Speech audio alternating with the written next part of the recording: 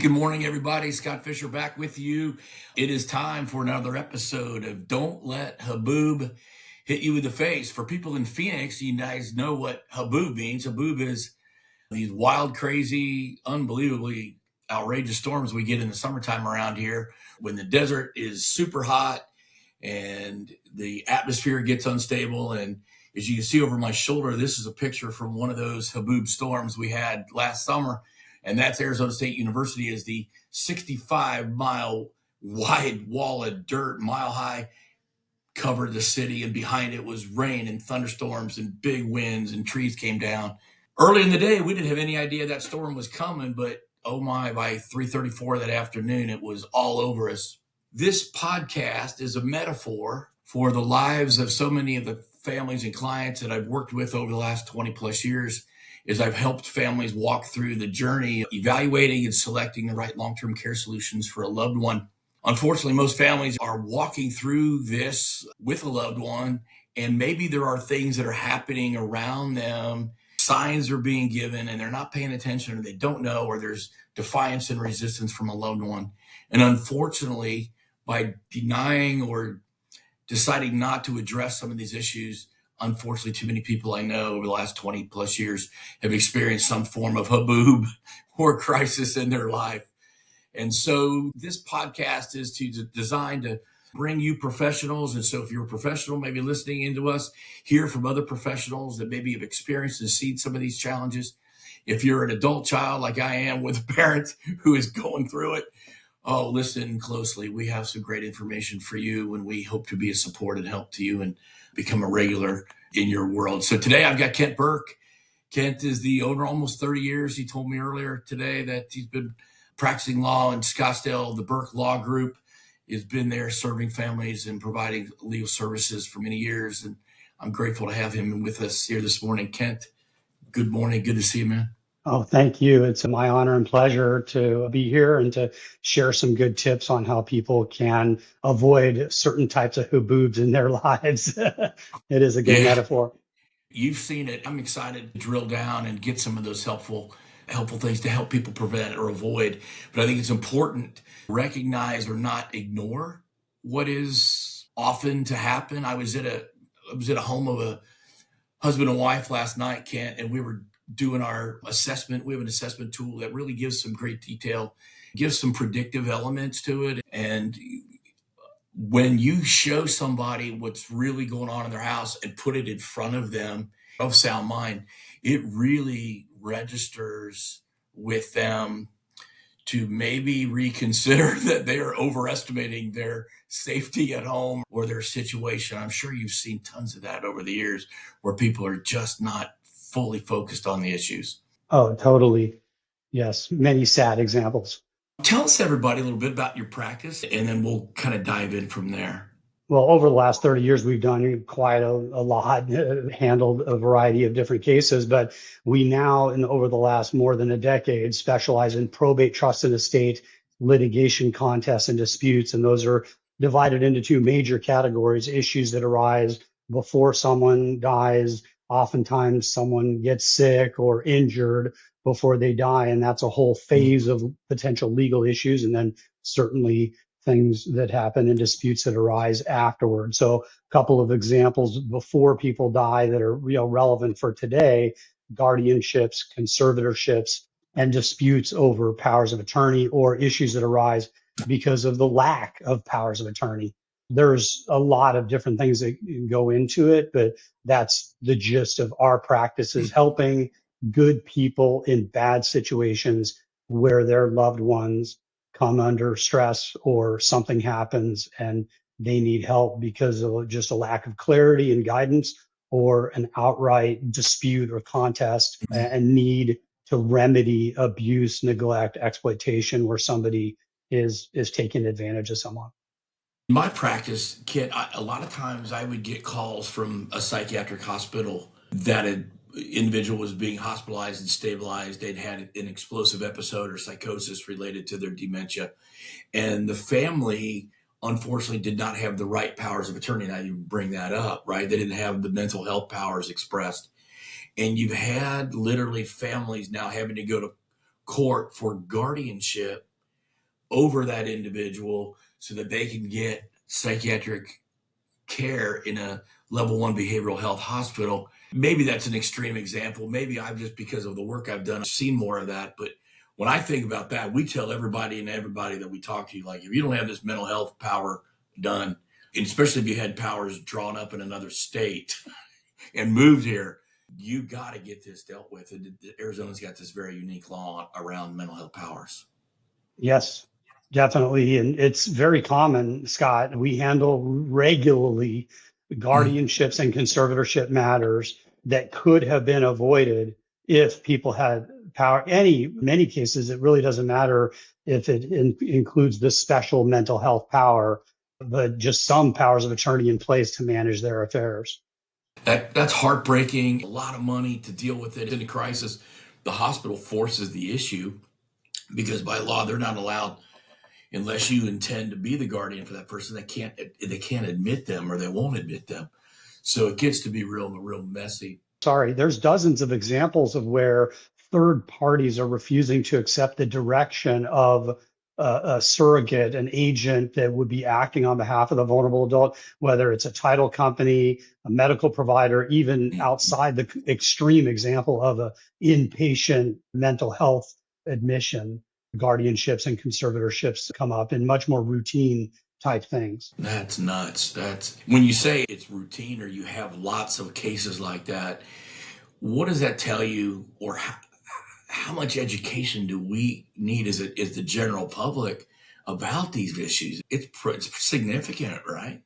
Well, I mean, just continuing to get the word out about making sure that you are prepared and engaged. And more specifically, as we've already touched on, is to make sure you have all the proper documents in place to deal with things that are highly probable to happen. Like at some point or another, as you age, you're going to need the assistance of somebody at one point or another. So why not account for it now and save your family the drama, the expense, and the delay of getting the care and assistance you need, many times to protect yourself from being taken advantage of.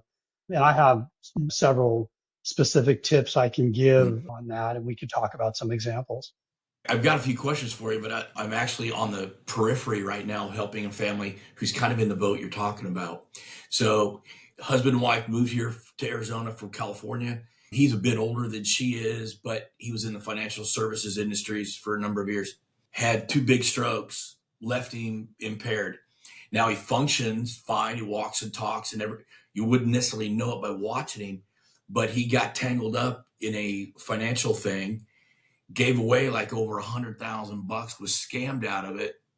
His wife, to protect her and the kids, and he's become agitated, where he used to be kind of a grumpy guy periodically, I guess. Now he snaps like he's had a brain injury almost. You know what I mean? Where people have brain injury, they lose that ability for impulse control and their filters get dampened. And so now she's in court against her husband to be his guardian. They didn't have any mental health power, so now she's having to, and of course he's fighting back, and it's a nightmare, and they're trying to recover the money. I mean, he gave away a substantial amount of money, or got defrauded of it, and it's murky. Yes, definitely. That is a prime example of a scenario that happens, especially after you have a couple that's been together for a long time. One of the spouses dies and they're looking for companionship, get online, try to find somebody, and next thing you know, they're being scammed that, send me $5,000 so I can come and visit you, and they never show up, and all different sorts of things. And, this is a multi-billion-dollar industry of people. Yeah, it's astounding. All like the phone calls, it's getting even more severe with AI, what they're doing to defraud vulnerable and impaired loved ones out of money. I've heard that they will take a voice that sounds very, it's a copy of a grandson or a granddaughter's voice, and play it for the senior who's got the cell phone, right? And they think they're talking to they think their grandson's calling them for help or whatever. And of course they're being defrauded, unfortunately. Oh yeah. And, AI can clone your voice in almost no time. in a conversation. So this is one of the tips, is basically be careful when you answer your phone. Even hello, hello, hello could be enough to record your voice and clone it. Wow. Wow. Wow. I'm not Well, like up to date on all the applications, but we played around with some stuff. It's not that simple, but it's going to be able to be done if it can't be done already. who would have thought? So Who'd have thought 10 years ago we could do what we do now with the AI? So where this is going. yeah, Oh man, with your experience and your wisdom that you've gleaned over the years, if there are other professionals listening to us, and there are, would you have some words for other attorneys and suggestions that maybe things that they should be thinking about when they have their clients in the office that maybe they might not be thinking about? sure. I have 7 or 8 specific items, but I want to sort of add one that I just touched on. And I think it's in my notes anyway, but be familiar with, if you're not using AI, you need to pay attention. If you're on Instagram or Facebook or any of these social media platforms, a good portion of the content you're seeing is AI generated now, and it looks real already. So just be careful in what you're consuming and be familiar with the technology that's available to clone your voice, to create other real looking material, whether it's video, audio, documents, those kinds of things. The methods and the means by which these criminals are going to try to scam people is just going to grow exponentially. So stay educated and familiar. Yeah.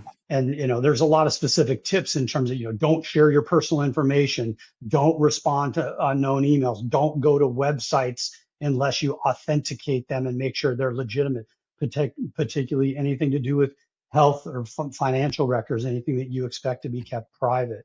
It feels like more attempts to break into our world is happening through our cell. The thing about cell phones years ago is that you didn't get all the spam calls. Remember, they were all at our house, so we all moved to the cell phones. But now I get more spam calls a day than I get anything else, right? Right. Yeah. So you should be really skeptical of unsolicited calls or emails, and employ a lot of your phones now and applications have spam blockers where they won't even let the unknown phone calls come through. You can sign up for the National Do Not Call Registry, report scams to the FTC. Just be careful and conscientious of what you're doing through any electronic device, particularly your cell phone. Certainly employ two-factor authentication for any of your accounts or confidential private records. Using text messaging for two-factor authentication is not the best method. That's not secure generally. There's other methods you could use. Okay. So that's all Wow. under tip number 1, is basically be educated about common keep, scams. keep them coming, man. Take everybody listen and take some notes. Keep them coming, Kent. Well, we do have, and I Continuously. think you'll put this in the show notes, a couple of YouTube videos where I go into great detail about what we're talking about now. So you could visit and watch those to learn more. But the second thing is monitor financial accounts. There's certain banking laws that if you get a statement and it shows something that you know is fraudulent, you need to bring it up to your financial institution within a certain amount of time. And if you don't, then you're on the hook, not them. But if you challenge it, within a certain amount of time, the financial institution may be obligated or may otherwise just take care of it for you. And certainly, irrespective of all that, the sooner you become aware of things, the better that you could put a stop to it. And what I'm talking about here is more specifically how family members can protect their loved ones from being taken advantage of. So you need to be engaged and educated and helping your loved ones, whether it's parents or elderly loved ones, or even vulnerable younger people. Specifically, my brother has autism, and he has been a victim of a fraud scam where he presented a forged check, not knowing the difference, a forged check to a bank.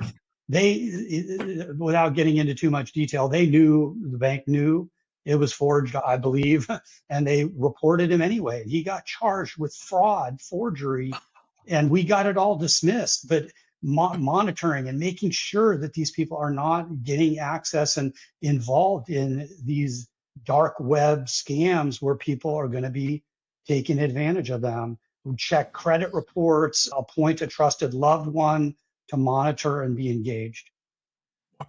If I say I wish more people would, as it relates to the things you're talking about, Yeah. anything specific come to mind? If I had to pick one thing, it would be get powers of attorney in place, and to be really proactive and precautious, it would be, or cautious, it would be included inpatient mental health authority.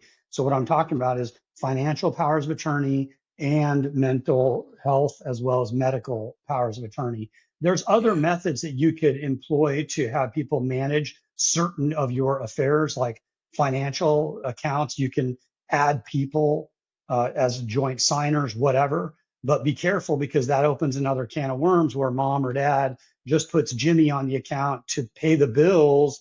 And they don't realize the default rule when you add someone to an account, they own the account when you die. That's the default rule, unless you specify otherwise. So that's why I say powers of attorney instead of like putting everybody on accounts and things like that, at least for the financial. Yeah. Here's a situation I see come up with in our world today.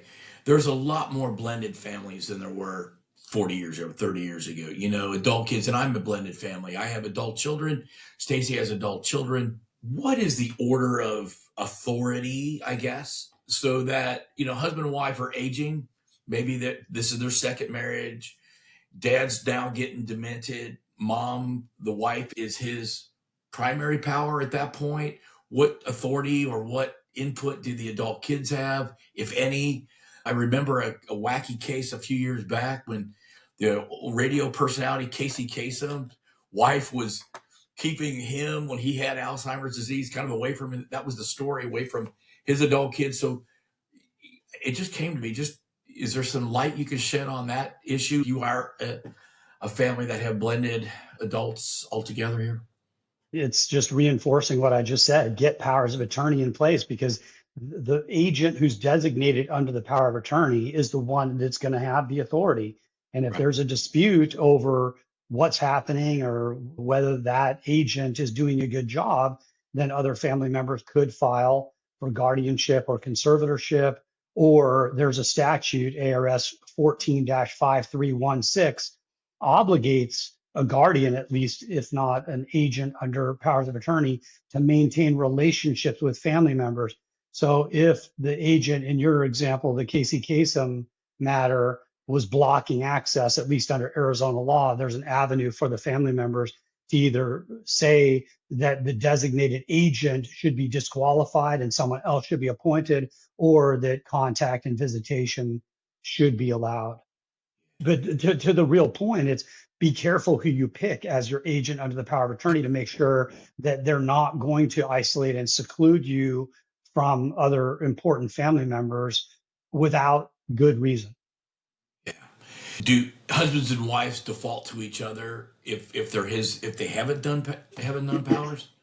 And in blended families, it's a mix. It really just depends. My own father originally designated me and my brother, and he just changed it to his wife that he's been with for like 10 years. So Yeah, yeah. My dad was remarried and he had made his wife, and unfortunately, she and I didn't see eye to eye at all. And when Dad passed, my world was blocked out of hers. I mean, she kind of took the ball and went on with it. Over the years, I imagine you've seen some people in your office that have had some. I mean, we're talking about it. Is there an episode in mind or a particular situation? You mentioned your brother where Haboob walked into your office. You went, "Wow." yeah, They so the ironic thing about my brother's situation is his affairs were all being managed well, but for this charge, this criminal charge. So we ended up filing for guardianship and conservatorship so as to now have it all part of the court record that he's not capable from that perspective if he gets taken advantage of, whatever. But there was no management issue that arose that necessitated guardianship in his cases. And there's other cases too. It's happened relatively regularly where you have, and goes to the point of staying engaged with your vulnerable loved ones, where this was the mother of the one who took action, the son. The husband died and she was alone and started dating somebody online and started sending money. They never showed up. And then one thing led to another, and the bank ended up getting red flags because she was sending money to like Nigeria, and the attorney general sent a detective going out and saying, hey, they're not going to send the international police to report you. Stop sending them money. And like the next day, she tried to send them like 10 grand. And that luckily the bank stopped it. And we had to go into guardianship for her to deprive her of access to her own money because she had no idea that what she was doing was fraudulent. She believed it. Yeah. That's just one example, but it's close enough to there's many other flavors of Well, that scenario. well, Ken, I'm thinking about it. The number one healthcare issue in the state of Arizona, I was part of a healthcare committee through our attorney general's office for a number of years. And after years of studying this, there's two gigantic issues, and they're kind of 1 and 1A that facing aging Arizonans. One is the increased reality and the incidence of Alzheimer's disease and other various forms of dementia. The second one is the issue of falls. There is nothing in Arizona that's causing more trauma and more visits to the emergency department than falling. So you have these two massive issues. In Maricopa County today, there's 160,000 80-year-olds already. In Maricopa County today, there's already 1,000,000 65-year-olds, and a whole bunch of us are at 62, 63, 64. We're looking over the fence going, here comes Medicare. It's like, here we are. So Maricopa County is very top heavy, right? We're very exposed to the reality of what I just said about Alzheimer's and falls. Inside dementia, and this is the sweet spot that you're talking about, before people have full-blown dementia where they maybe don't know their name or can't recognize their loved ones, judgment, insight, problem solving, those are classic signs of early dementia, mild cognitive impairment, when people are most vulnerable. And this is where they really get targeted because they're still using their phones. They're still living at home, and everybody's trying to help them stay home safely. And here's where the vulnerable really steps in it, or the really shows up, I guess is what I'm trying to say. Yeah, definitely. So just a few tips, other tips, check for recorded deeds. You can sign up in I think all Arizona counties now have a deed register where you can sign up for property alerts if someone records a deed affecting your property. That's a no-brainer. Watch the mail for suspicious activity. There's a whole bunch of things that you could, be alert to. Set up paperless billing to avoid going through the mail, certainly shred sensitive mail. Generally, foster open communication. There's some level of an embarrassment factor if a parent or other impaired loved one is taken advantage of. It's a really tough conversation to have. And this is why the incidence of abuse, neglect, and exploitation is underreported severely. So you just have to stay engaged. And I see it more often where you have the parent that's living in Arizona and there's children or other family members that are living out of state. So it's extra important to stay engaged and foster open communication and certainly seek professional guidance where appropriate. You mentioned embarrassment. My mom got a call. The Maricopa County Sheriff's Department is coming to serve you a warrant for your arrest unless you pay your back taxes in your IRS bill. That's the phone call she got. I knew something was weird, Kent, because mom wasn't driving any longer, and I had set her up with Uber. So I start getting alerts on my phone that she's Ubering around. Not a big deal, except the two trips happened within about 10 minutes of each other, and they were like $6 each. And I'm like, where'd you go for like $6? From her apartment complex to the Fry's, it was only about a quarter or half a mile. 2 round trips. The sheriff told her, you need to get us some Apple gift cards, scratch off the numbers, and then read us those numbers, and you can pay your back taxes with that. Mom panicked. She had mild cognitive impairment, didn't call me because she was in panic mode. Then she's embarrassed. Then she finally told me and was sobbing. Then she gave away $500 or $800 or whatever it turned out to be. It wasn't the end of the world, but the embarrassment was more painful, I think, for her than losing $500. Felt so bad for her, but please talk to your loved ones, I think is what you're saying, right? Please talk to your loved ones. Stay engaged and informed and educated, because it's much easier to protect in advance and take precautions Yeah. than to recover the money. Oftentimes, the money's in Nigeria or wherever, somewhere that Yeah. you'll never know. And even if it is someone who is still around, usually they don't have anything. So there's just no point. Hey, before we get out of here, and like Kent mentioned earlier, we're going to put his YouTube channel and links to his social medias. Kent, you've got tons of content out there to help people. And so I want everybody to take the time to go check out what the good work that Kent has done and bring awareness to help this swelling number of people, families that need our help and support. Powers of attorney are for people, everybody over the age of 18. If you don't have them done, please get them done, right, Kent? But anything else you want to share before we get out of here this morning? I really have enjoyed our conversation. Yeah, I think I've made all the points. Stay engaged and informed, have the tough conversations sooner than later. It takes sometimes teeth pulling to get people to get the powers of attorney in place, but it's just so much easier. And in some of these cases, just so you can reinforce the point, it could be tens of thousands of dollars to sort out a guardianship or conservatorship case if it's contested, if there's a dispute between siblings or competing family members that want to take control and who truly believe in many of these cases that they're doing the best and honoring the true wishes of the vulnerable adult. But the only way to really know that is to follow the written directives. And most importantly, the powers of attorney are the legal documents to designate who is going to have legal authority when the time comes. And generally, the time is going to come where you'll need someone to act on your behalf before you pass away. Yeah. Aging's inevitable. We're all getting there. And I appreciate what you just said, that it's inevitable. So, in love, in kindness, in February, Valentine's Day, we call that the whole month of love and all that. Kent, we wrote an article. It's going to be in a magazine in Phoenix this February on this very thing about it's loving your family deeply, even though it's challenging and hard sometimes to have those conversations. It's deeply loving to work this out and get in Kent's office before the boom, before you got to go to court over something unforeseen. So, Yeah, I'm basically telling you to avoid having to come to my office because yeah. we only deal with the cases where something has gone wrong. Yeah. So, So please hear all the wise words from Kent this morning. Kent, I thank you for being a guest on the podcast. I'm excited to get this out for everybody. You can check us out on Spotify, Apple, YouTube ourselves. We're glad that you joined us this morning. Kent, thank you so much. Have a great start to your 2026. Take care. you too, Scott. All right. Be good. Thank you.